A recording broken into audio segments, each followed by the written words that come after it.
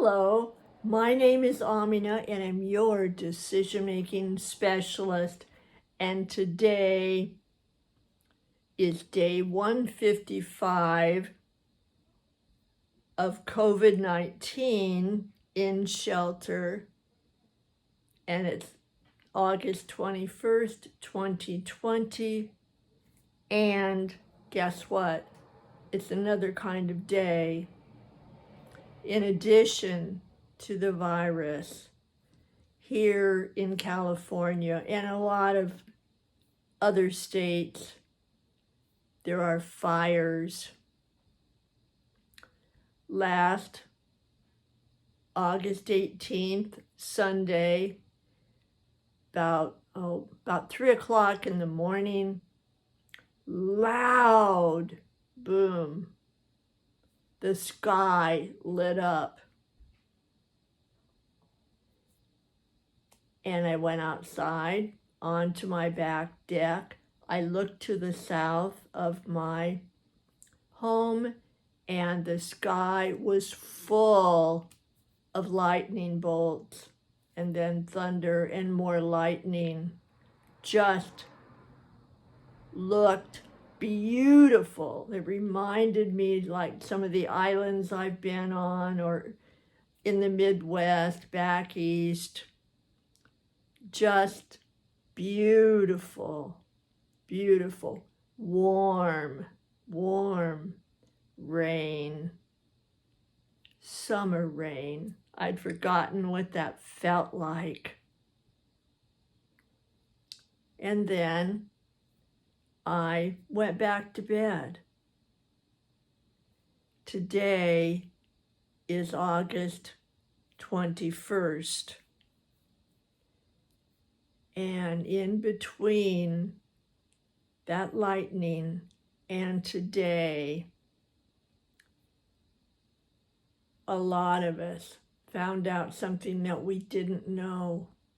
And that is that beautiful lightning that we saw in the sky, that lovely crackling that we heard, actually had started fires all over the area. The state of California has now been burning north and south in various areas to something like 771,000 acres. The size of the state of Rhode Island. Now, I don't know the exact acreage of Rhode Island. This is what I read in one of the science reports. So if you live in or near Rhode Island and that acreage is totally different, forgive me. That was just a comparison to give an idea of how massive the burning is.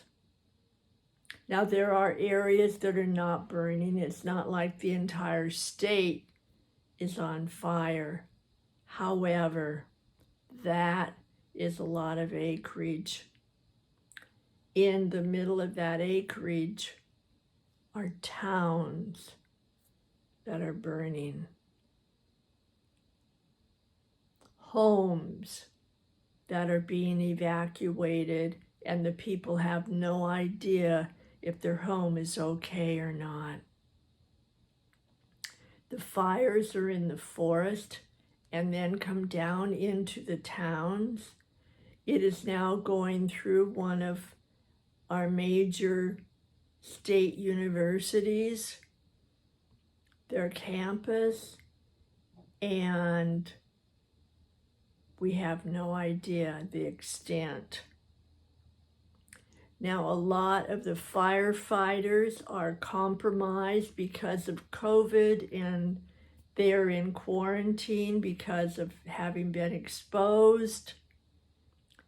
thankfully, so many of the other states are sending people in to help with our fire. There's no amount of containment right now. And so I have been on pretty much non-stop calls and text messages from clients in all areas of California, reporting what it's like there, how their homes are doing, how their families are maintaining the evacuation plans they have, and of course the fear and the loss of not only their homes and the fires and their neighbors and their pets and the horses and their animals, also in the middle of a massive amount of coronavirus illness, hospitalization, risk. Very scary, very scary. And that is my report today, and my hope that wherever you are, that you are as safe as possible and staying as healthy as possible. And in the midst of everything going on in your life and everything going on in our lives around here, I am wishing that for one eyelash, part of an eyelash of a moment, that there is a little spark of not fire, a little spark of hope, a little hint of being able to exhale in the middle of so many of us not knowing what we're doing, not knowing what's coming, having everything be uncertain and out of the ordinary. What a story we're all writing in our book, and how we manage to move through this and survive and do our best is the legacy that we will take with us. And as my story of hope in a very small rural town of eastern Texas, I watched a story of a woman, a grandmother, a mother, a great-grandmother of 80 years old. She and her husband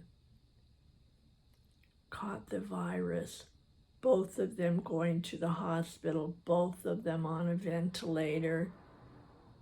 And I'm sad to say that one part of the story is that her husband, the father and the grandfather and the great-grandfather that he was, didn't survive.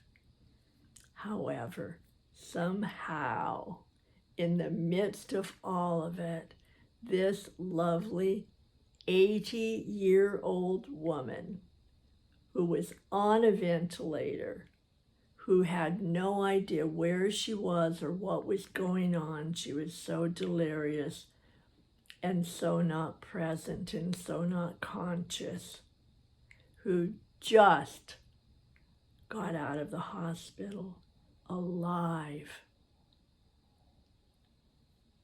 and functional.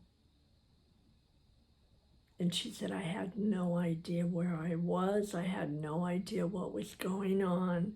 And suddenly I'm here with my family. So that is my story. That is what is helping to give me the courage and the strength and the conviction that somehow being in all of this together can have a lovely outcome, at least once in a while. All right, my wish is for you to have an outcome of loveliness, of surprise, of joy. Take care.